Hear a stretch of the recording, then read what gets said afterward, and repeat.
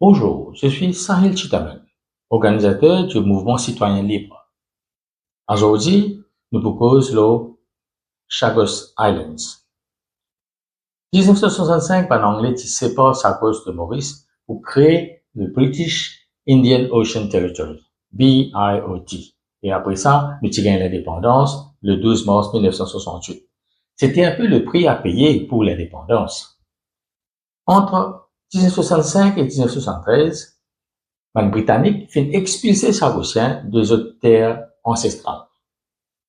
1968 à 1971, les Britanniques finissent empêcher les Sagossiens retournent dans d'autres îles et finissent mettre pression pour qu'ils quittent Sagos.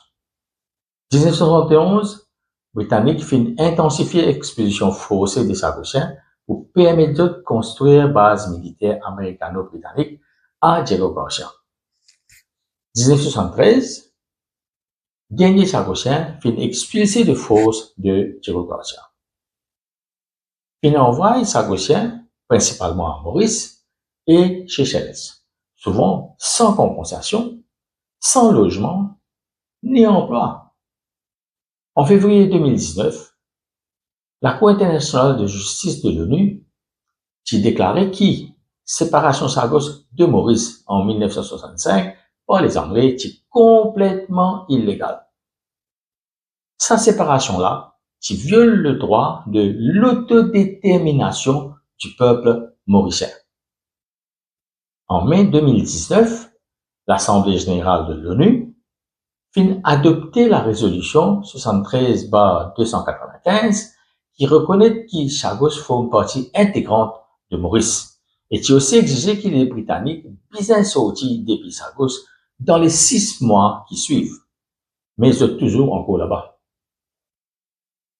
Sa résolution-là aussi dit qu'il besoin permettre le retour des Sagossiens déplacés.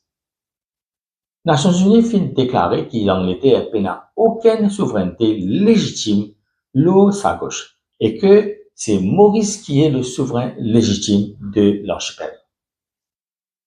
Maurice pas pour capable de venir l'État souverain tant que les Anglais pas retournent nous Sagos.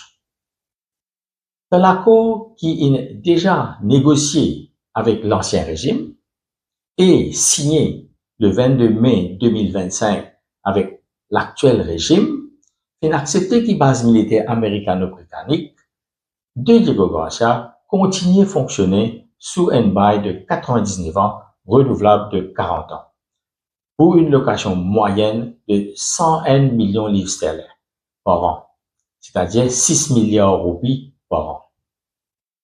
L'ancien et le nouveau gouvernement participent à accepter sa bail de 99 ans, renouvelable de 40 ans. Là, pour 101 millions de livres sterling par an.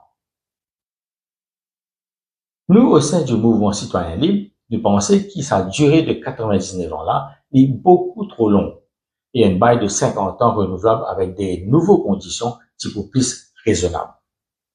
Montant du bail est bizarre 12 milliards de roupies par an, c'est-à-dire 200 millions de livres sterling par an, qui nous, au sein du mouvement citoyen libre, peut recommander pour Diego Garcia.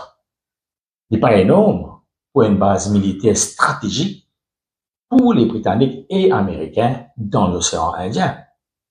L'accord aussi reconnaît que Sagossiens finit expulsé de force, droit de retour bien garanti, compensation bien garantie. Alors, cet accord-là prévoit aussi la mise en place d'un fonds de 40 millions de livres sterling, c'est-à-dire 2,5 milliards de roupies, géré par un trust en faveur des Sagossiens. Là aussi, nous, au sein du mouvement citoyen libre, nous pensons que la compensation-là, c'est bien 5 milliards de roupies. Mouvement citoyen libre, MCL, exige qu'il bien retourne nous Sagos tout de suite. Et comme ça, nous gagnons nos souverainetés. MCL, pour continuer, informe la population régulièrement les autres sujets importants concernant nos pays et comment ça affecte nous. À bientôt.